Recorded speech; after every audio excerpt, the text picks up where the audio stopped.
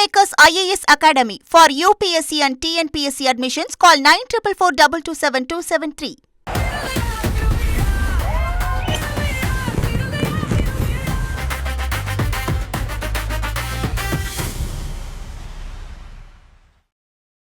இரண்டாயிரத்து 21 சட்டப்பேரவை தேர்தலில் வெறும் 370 வாக்குகள் வித்தியாசத்தில் அதிமுக தோல்வியை தழுவிய தென்காசி சட்டப்பேரவை தொகுதி நிலவரம் என்ன, தொகுதி மக்களோட எதிர்பார்ப்புகள் என்னன்னு விரிவாக தற்போது பார்க்கலாம்.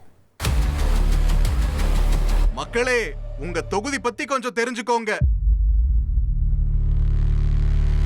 தென்காசி சட்டப்பேரவை தொகுதி தென்காசி நகர்பகுதி, சுந்தரபாண்டியபுரம், இளஞ்சி, மேலகரம், குற்றாலம் பகுதிகளை உள்ளடக்கின தொகுதி. காய்கறி விளைச்சல் அதிகமாக இருக்கிற இந்த தொகுதியில் விவசாயமே பிரதான தொழிலாக இருக்கு. நகர்பகுதியில் வியாபாரம் மக்களோட முக்கிய தொழிலாக இருக்கு.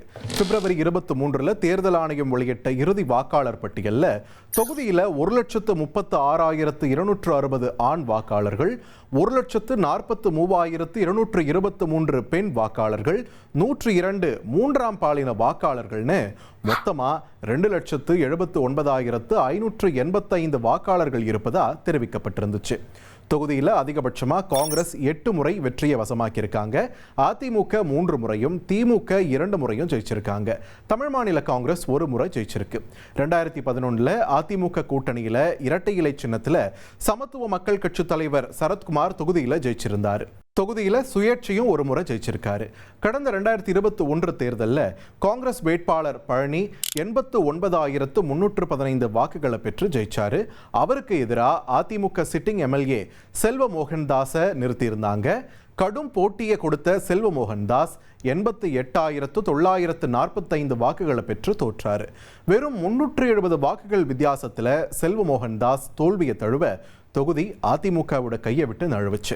தொகுதியில் டிடிவி தினகரனோட அமமுக 9,944 வாக்குகளை பிரிச்சிருந்தாங்க. இது அதிமுகவோட தோல்விக்கு முக்கிய காரணமாக அமைஞ்சது. இப்போ தேர்தல் நெருங்க தென்காசி பகுதி மக்களோட எதிர்பார்ப்புகள் என்னவா இருக்கும்னு கேட்கலாம்.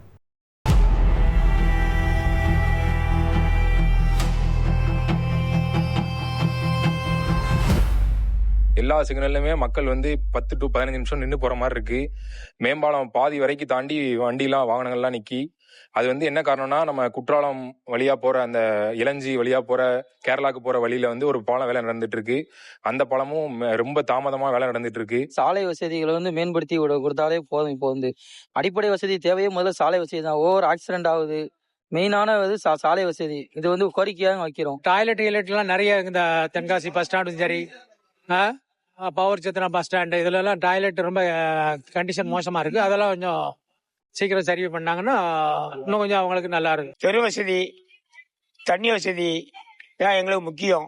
தண்ணி வாரத்துக்கு 1 நாளைக்கு 2 நாளைக்கு தான் வருது. அது ஒழுங்கா வர்றது கிடையாது. கொஞ்ச நேரம் வருது, பிறகு அடைச்சிருந்தாங்க. அதை டெய்லி எங்களுக்கு வரபடி வாரத்தில் ஒரு 3 நாளைக்கு வந்தாலும் போதும். 1 நாள் விட்டு 1 நாள் வந்தாலும் போதும் எங்களுக்கு தண்ணி. அரசு கல்லூரி, சட்டக்கல்லூரி, பாலிடெக்னிக் காலேஜ் எதுவுமே இல்லை. அது கொண்டு வந்தால் மாணவர்கள் இப்போ திருநெல்வேலிக்கோ வேற சுரண்டைக்கோ எங்கேயோ போக வேண்டாம். அவங்க தென்காசி மாவட்டத்திலே படிக்கிறதுக்கு பயன்பெறலாம். நிறைய மக்கள் வீடு வாசல் இல்லாமல் தான் இருக்காங்க. அந்த பாரம்பரிய மக்களுக்கு அந்த வீடு வாசல் தான் முதல்ல வேணும். வாராங்க, மனு எழுதுதாங்க, போய்கிட்டே இருக்காங்க. அடுத்தாப்புல மறு வருஷம் தான் வாராங்க. இந்த வீடு வாசல் தான் மெயினாவே வேணும் தென்காசி தொகுதிக்கு. தூர் வாய்க்கால் இதுகள்லாம் தூர் வார இல்லை, அதை தூர் வாரணும். அடுத்தாக்குல விவசாயிக்கு உள்ள சலுகை நெல் கொள்முதலுக்கு அந்த இதை அமைச்சு கொடுக்கணும். அதுதான் எங்களுடைய கோரிக்கை.